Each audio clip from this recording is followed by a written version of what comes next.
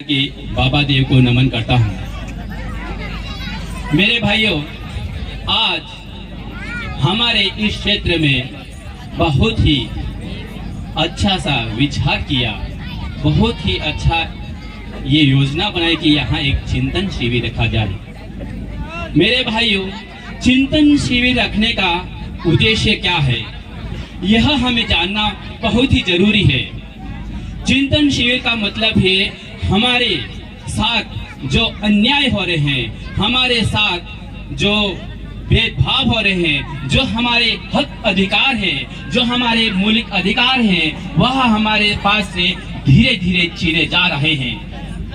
आज वही जो अंग्रेजों में जो पद्धति चल रही थी, वो आज अपने साथ आदिवासी समुदाय के साथ में हो रहा है। मेरे भाइयों, आज बड़ी चिंता यही है कि हमारी जमीनें जा रही है, हमारे जल और जंगल सभी छीने जा रहे हैं। यहाँ विदेशी जो आ रहे हैं, जो उद्योगपति आ रहे हैं, हमारे जंगल और जमीन को यहाँ नष्ट करने के लिए आ रहे हैं। यहाँ उनको धन दे किया मेरे भाइयों, यहाँ सब प्रकार का खनन दे गया, तो ये जमीन हमारे से छीन रहे हैं। यही चिंता का विषय है, और चिंता यही है कि हमें मन में अपने विचार और अपने समाज को कैसे बचाना है, यह करना है मेरे भाइयों।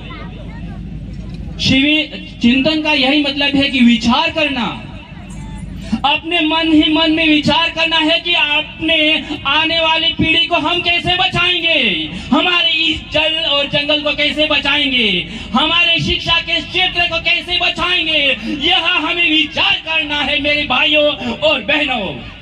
यदि हमें मरना पड़े तो हमें कोई कम नहीं।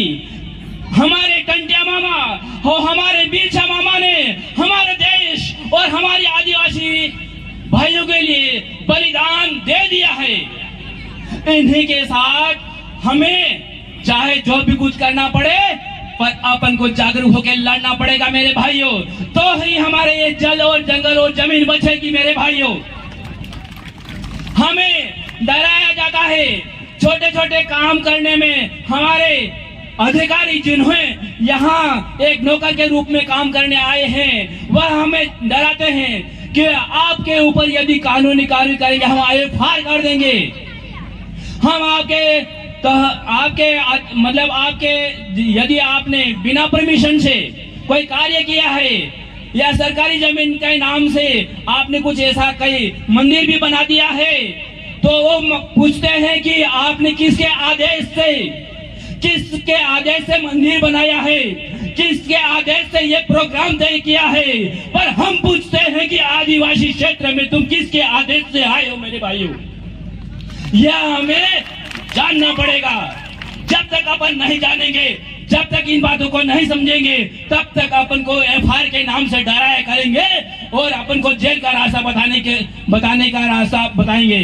पर हमें गम नहीं, हमारे पूर्वजों ने बलिदान दे दिया है हमारे समाज के लिए, तो हमें भी इन छोटी मोटी FR से डरने की कोई जरूरत नहीं है।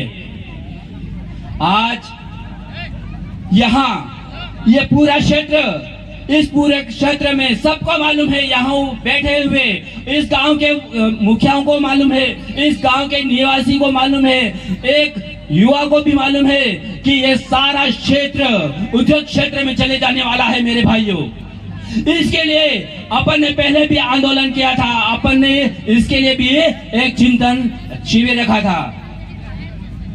तो मेरे भाइयों, हर एक भाई बहुत ही सोच समझकर अपने को विचार करना है कि कभी भी कुछ भी हो जाए, कितने भी दुख तकलीफ आए, कितने भी षड्यंत्र रचे, अपन को जागना पड़ेगा और एक होना पड़ेगा। यहाँ ना कोई बीजेपी है, यहाँ ना कोई कांग्रेस है, यहाँ ना कोई BJP है, यहाँ सिर्फ आदिवासी समुदाय है मेरे भाइयों। यहाँ अपन आदिवासी समुदाय को एक होना पड़ेगा। जब तक अपन एक नहीं होंगे मेरे भाइयों, तब तक अपन को अलग अलग विभाजन में अलग अलग टुकड़े टुकड़े करके वो अपना हक छीन लेंगे मेरे भाइयों, और अपना मकसद पूरा कर लेंगे। जो उनको इस जमीन में कुछ भी करना है वो उनका मकसद पूरा करेंगे।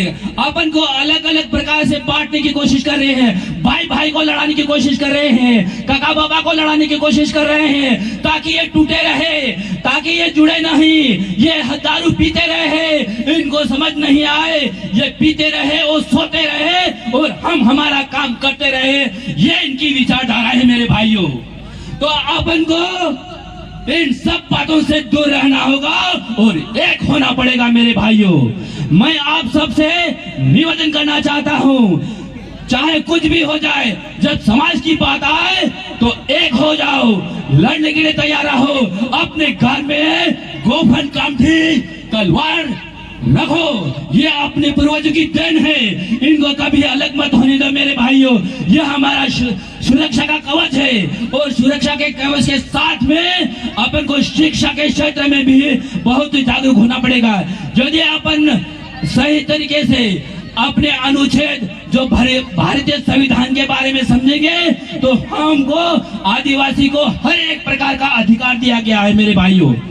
संविधान सबसे बड़ा है और संविधान में अपन को सबसे ज्यादा अधिकार मिला हुआ है, पर अपने अधिकारों का हनन करने के लिए यहाँ विदेशी बहुत ही आ चुके हैं मेरे भाइयों।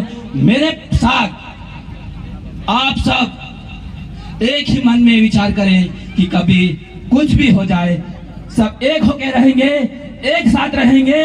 जब संगठन की बात आए, समाज की बात आए तो एक हो जाए। आप यह वादा करते हैं या नहीं? वादा कीजिए, शपथ लीजिए कि हम आज समाज के बारे में जब कुछ भी आपत्ति आए तो एक हो जाएंगे।